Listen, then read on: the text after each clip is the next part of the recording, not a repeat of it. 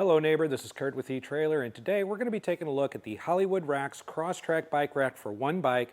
We're going to see how it works with our 2025 Mazda CX-30. Now the CrossTrack is a wheel-mounted single bike carrier for your 2x2-inch hitch. It is going to have a weight capacity of 66 pounds, so it is going to be able to accommodate a lot of the e-bikes that are out there. And as it's wheel-mounted, what you're going to see here are these kind of ratcheting braces that come up and kind of sandwich and trap the bike in place, making it immobile. It can't go in and out. It can't go forward or back. Operation of it is really simple. They do put a lot of the more important attachment points and operational points in a brighter color. So like we have the tabs for our braces here in red, along with our ramp mount being in red too. Just makes it easier to operate when you need to use it in low light conditions. The way that it's going to attach and detach is going to be through these pistons, which can be released using that button, and then they can ratchet back up into place and again sandwich the bike in place so it's immobile. And Hollywood Racks has put some thought into giving you some security for your bike. You are going to get with it a cable lock that you could use to secure the bike to the rack. It's going to be key to like to your locking hitch pin that's going to secure your rack into your hitch on your vehicle. It's also got a really nice anti-rattle device that's going to make this bike rack just really solid inside of your hitch, and that's activated through this kind of wing nut mechanism right back here that you can tighten and loosen. But let's take a look at how it fits on the CX-30. As you can see, there is plenty of space between the bike and the vehicle. I'm not worried at all, even on a bumpier road, of the bike making contact with the back of the CX-30. We've got plenty of space in here for that.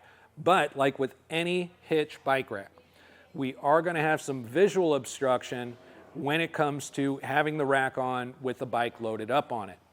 It does keep the bike a little bit high up off the ground, and that's good in a lot of ways for ground clearance, but it does put the bike, blocking a little bit of our rear window, so we are going to see a lot of the bike through there. We're going to have partial blockage of our taillights and license plate in regards to other drivers, and we're going to have some blockage coming out of our rear view camera. So it's important to understand just what kind of footprint this is leaving behind your bumper. So if I'm measuring to the furthest point on the bike rack right here, from the bumper, we're going to get a measurement of about 24¼ inches. So just remember, you got 2 feet extra back here that you're going to want to account for whenever you're backing into a tighter space or trying to parallel park. The other thing that we want to take a look at is ground clearance. So we're going to measure that again from the furthest point on the bike rack here. And the CrossTrack is going to give us a ground clearance of about 17½ inches. And realistically, that should be plenty, but it is something you want to be mindful of if you come upon a steep incline or driveway. Now, I had mentioned toward the beginning of this video that the CrossTrack can accommodate bikes up to 66 pounds. So if you want to know how high the wheel tray is from the ground, we're talking about 21½ inches in order to lift your bike up and down from there. Now, if that seems a bit daunting for the weight of your bike, don't worry. There is a ramp available for the CrossTrack. It could be attached to either end of the bike rack, so whatever position you park, doesn't really matter. You could still get access for the ramp through either side, and that ramp is available right here at etrailer.com. So a really common question that we get here at etrailer when it comes to a hitch bike rack is, will I have access to my cargo area while I have a bike loaded? And the answer with the CrossTrack is yes. So we do have a tilt-away feature on this bike rack. It's going to be operated through this handle underneath here. All we really need to do is brace the bike. We're going to pull back on that lever, and we're going to lower the bike away from the back of the vehicle. We'll come around. We're going to have plenty of clearance to get in and out of our lift gate. In fact, we've got about an 8-inch clearance between this with these handlebars. More than enough room to stand back here, get in and out of my cargo area. Maybe I'm getting some more water, changing my shoes, just getting other equipment out ready for the ride. Or maybe I'm on the way home from the trail and I just want to stop and get some groceries or something. Now I can do all of that conveniently without removing the bike from the bike rack. And in order to get it back up into its riding position, I do not need to re-engage that handle. All I need to do is lift up against it, wait for that click, and I'm back up in my riding position, ready to hit the road. Loading and unloading the CrossTrack is a really, really easy process. Now, when I am loading the CrossTrack, or loading the bike onto the CrossTrack, I'm always wanting to engage my front wheel first. There's kind of a wedge back here that goes behind the front tire, and if I'm loading the bike and I get this on here and put the brace up, this does a much better job of kind of holding it in place while I engage my rear wheel. Since I'm unloading the bike rack, I'm going to engage the rear wheel first. And I'm going to do that by depressing this red button. Again, very, very visible if you're in a low light condition. We're going to depress that, get it off of there, and generally speaking, if I'm not using the ramp, I can get it off from this position right here, just as long as this brace is clearing the wheel. But if I am using the ramp, I want to make sure that this goes all the way down and exposes my attachment here on the end. At this point, I can grab my ramp, open it up, and I can attach it right through there and unload my bike that way. But since I'm not going to be using the ramp for this, I want to show you how it works without it. And at this point, all I need to do is hold on to the bike, come around to the front tire, depress the button, and disengage my front tire.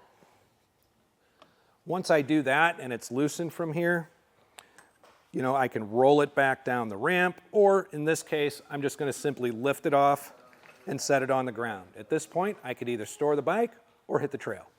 So if you're somebody that rides your bike pretty frequently, you're probably not going to want to be taking the CrossTrack in and out of your hitch or just every time you feel like taking a ride. So if it's going to be something that for the most part lives inside of your hitch, it does actually have a fold-up or a stowaway feature that just makes that a lot more convenient. We're going to go ahead and engage that same handle that we used for our tilt-away, except this time we're going to lift up against it instead and bring it up against the back of the vehicle. Now, this is going to be a much more convenient way to drive around without a bike on the rack, and that footprint behind the bumper ends up coming down to a little under 13 inches now, so you still got a little bit more than a foot coming off of the bumper, but visually you're going to regain full visibility out of your rear window. Other drivers are going to be able to see your license plate and both of your taillights, and you're still going to have a little bit of obstruction coming out of your rear view camera right here. Now, when it's upright in this position, a lot of bike racks are going to make you fully deploy it in order to get into that cargo area. We actually have a 3/4 right here so that you don't have to take it all the way down. There's an extra notch in here that you could just lean it back part of the way, and this is going to allow you in and out of your lift gate without deploying it all the way to the ground and making it difficult to reach over. But it easily goes right back up into its upright position, and it's really convenient this way to drive around when you don't have a bike with you. Now, there is one important thing to know about the CrossTrack. If you have a bike with fenders, the CrossTrack is not going to be able to work with it the way these braces work. They're just not compatible with fenders.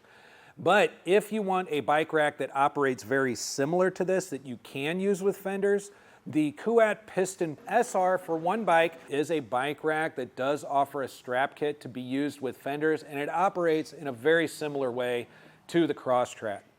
But if after watching this video you do decide that the CrossTrack is the bike rack for you and your CX-30 and you get it and you're able to use it a few times, please share with us what you think about it in the comments below. We would love to share your story with other neighbors just like you to help them make the best decision for themselves. Once again, this is Curt with eTrailer. Thanks for stopping by.